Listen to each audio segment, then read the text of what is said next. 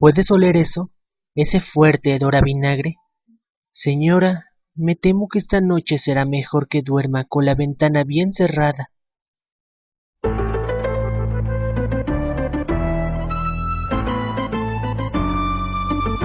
Penangalán.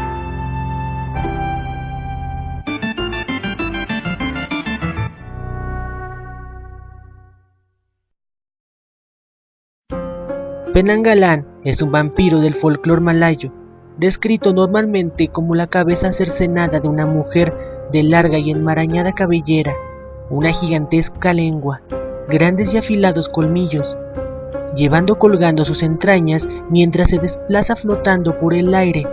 Por si el espectáculo no fuera lo suficientemente grotesco, sus entrañas emiten un fulgor de ultratumba y emiten gritos sobrecogedores, pero sobre todo un penetrante aroma a vinagre. La Penangalán es por el día una mujer de extraordinaria belleza. Siempre saben llamar la atención.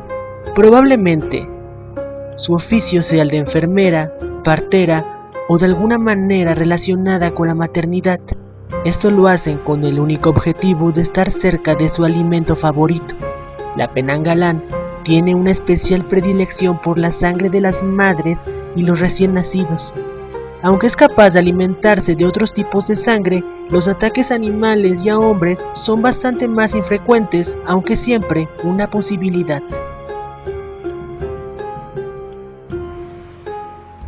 El modus operandi de esta vampira era casi siempre el mismo.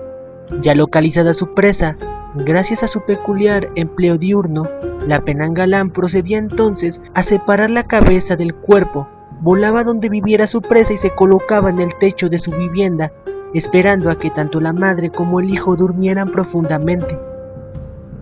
Acto seguido, extendía su gigantesca lengua, que tenía la capacidad de volverse invisible y buscar su camino hasta su presa. Normalmente bebía solo un poco de la sangre para no matarla, aunque en ocasiones alguna Penangalán podía excederse en sus apetitos y devorar no solo la sangre, sino la carne de sus desafortunadas víctimas, para después volver a su casa, remojar sus entrañas en vinagre para reducir su tamaño y que puedan volver a entrar en su cuerpo huecos sin más complicaciones, y así volver a pretender ser una humana más. La manera en la que las Penangalán son creadas es aún materia de debate entre expertos en vampiros. La versión más popularizada en Malasia nos contaba que era necesario que una mujer pactara con oscuras fuerzas sobrenaturales para así renunciar a su humanidad, adquirir vida, juventud y belleza eterna, a cambio de convertirse en una no muerta succionadora de sangre de los vivos por toda la eternidad. Versiones posteriores nos narraban que este era un castigo dado a una hechicera que por no ser capaz de cumplir un periodo de ayuno, era castigada con esta condición. Una leyenda posterior tomaba como protagonista a una joven sacerdotisa, que durante un baño de purificación en vinagre fue sorprendida por un hombre que no avisó su llegada. La sacerdotisa, sorprendida, giró la cabeza, pero ésta se cercenó de golpe, y la sacerdotisa cayó muerta ahí mismo. El cadáver de la mujer se reanimó y le dio muerte al responsable de su fatal destino. La Penangalán tiene la capacidad de volar, inducir un estado de pánico con su voz. Tiene unos poderosos colmillos capaces de rasgar la carne humana. A esto se le suma el hecho de que sus entrañas despiden un tóxico fluido que al tener contacto con ellas o ser cortadas, producen horribles ámpulas y un dolor intenso.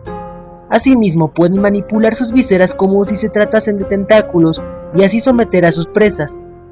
Pero sin lugar a duda la capacidad más notable, y no por buenas razones, es su gigantesca lengua extensible con la capacidad de volverse invisible, succionadora de sangre e increíblemente ponzoñosa.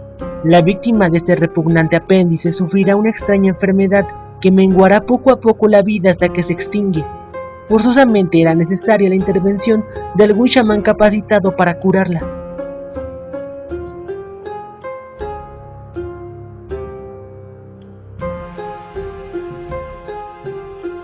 Existían numerosos métodos para prevenirse o destruir a la Penangalán que todo buen cazador debe de tener en cuenta. Lo primero era ser capaz de distinguirla en su forma diurna. Una penanguelán procurará evitar todo contacto visual con sus interlocutores, además de que su emplomazo corrido era el de partera, y el simple hecho de contemplar a los bebés y cargarlos para entregarlos a sus madres producía, al menos en las más inexpertas vampiras, que se relamieran la boca al contemplar tan delicioso manjar y podían dejarse en evidencia de su identidad. Pero por mucho lo más importante, sin importar las capacidades para fingir del monstruo, era ese delator e inconfundible olor a vinagre que no podían quitarse de encima. Hecho esto, se podía proceder a la manera más efectiva de deshacerse del vampiro. Cuando la penanguelán se desprendió de su cabeza, se debía proceder a llenar el cuerpo hueco que dejaba de atrás con vidrio triturado. De este modo, cuando el oscuro ser volviera de su cacería y tratase de entrar en su cuerpo, sería rajada por los vidrios. Otro método muy similar era prenderle fuego al cuerpo hueco, lo que la dejaría expuesta a lo que sería la debilidad más importante de este ser, la luz solar, ideal para matar a casi todo tipo de vampiros y demonios. Otra manera menos compleja para protegerse de ella era cubrir la casa de la mujer que recién parió con las afiladas hojas del pándaro, que mantenía alejada a la criatura por miedo a enredarse con las espinas, así como tener tijeras a mano, pues esas también tenían la capacidad de alejar al monstruo. Por desgracia, ese fascinante ser no ha trascendido de la manera que debiera en la cultura occidental, quizás por alguna breve pero intensa aparición en el cómic de Hellboy, donde se enfrentó al descornado demonio, una obligada aparición en el nutrido bestiario de Dungeons and Dragons, pero en su tierra natal, ese terrible vampiro infanticida ha tenido la oportunidad de protagonizar bastantes films.